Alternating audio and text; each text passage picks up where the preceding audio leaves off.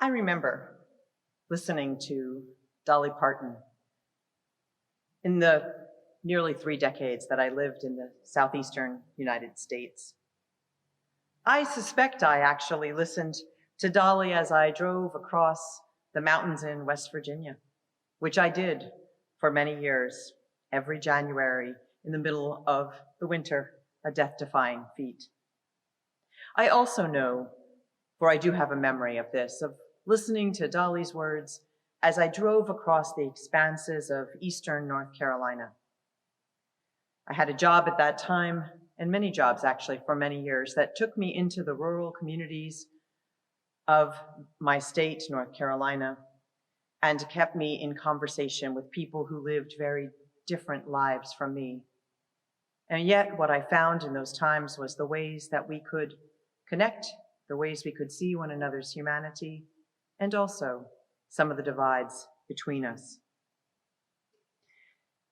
As I think about this service and I think about Dolly's words and the deep, abiding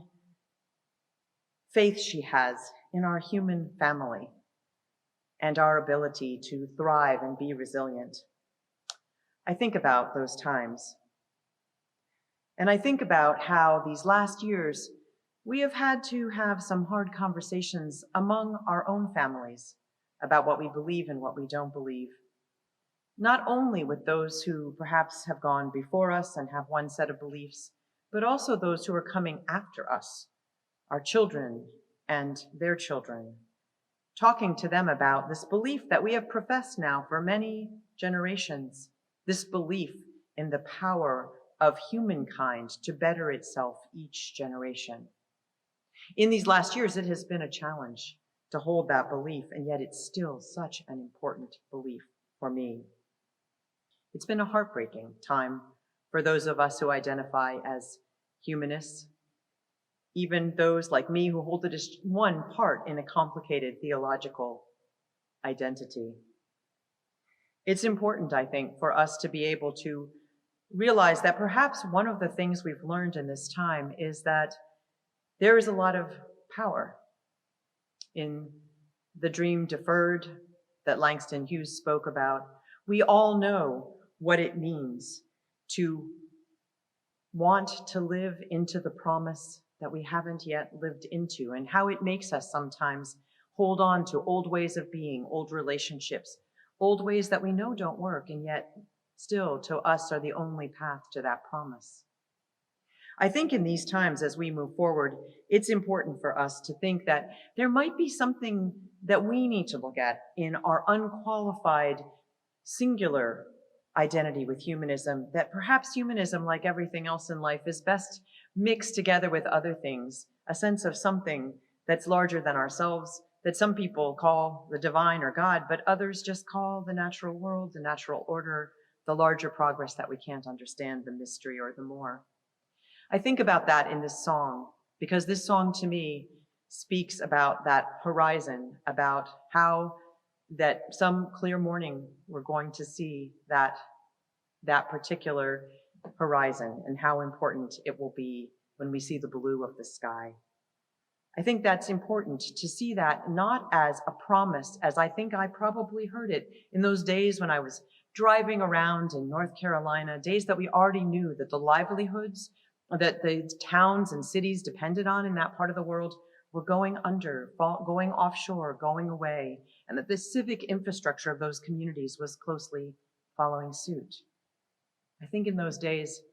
those of us doing the work in education and economic development thought that there would be some magic pill that would just help us move a new economy into those places. But perhaps we didn't understand the quest of the human heart and the way the spirit longs for those promises not yet lived. I think that has to be held in the promise of humanism as well, and I hear it in the clear blue mornings that we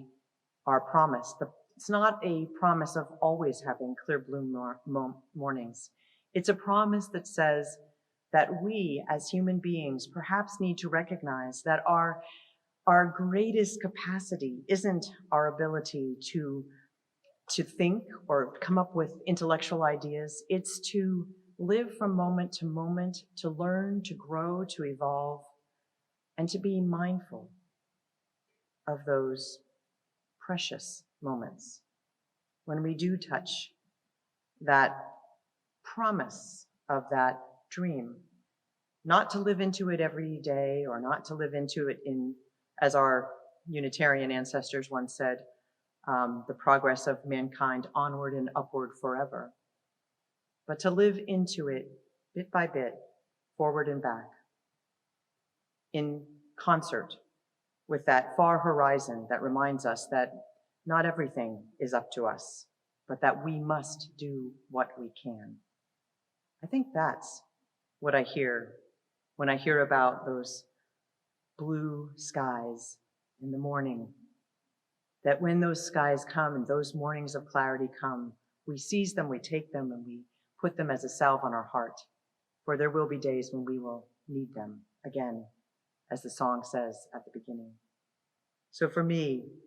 this is what we have to do. First of all, to recognize the great gifts and ministry of Rodney Lemry to bring us this wonderful service. And secondly, to remember that as we move forward from this place and this time together, we will need to do many things. Rebuild trust with those who've come after us, whom we have promised perhaps a clearer path than they will actually get. To rebuild trust with those who have felt that they've been kept outside the circle of prosperity, who are still hoping for that dream that is tantalizingly dangled before them. And to rebuild trust with our own sense of what it means to live in well-being, that well-being might just be a clear blue morning, a moment of mindfulness, a time when we touch that promise.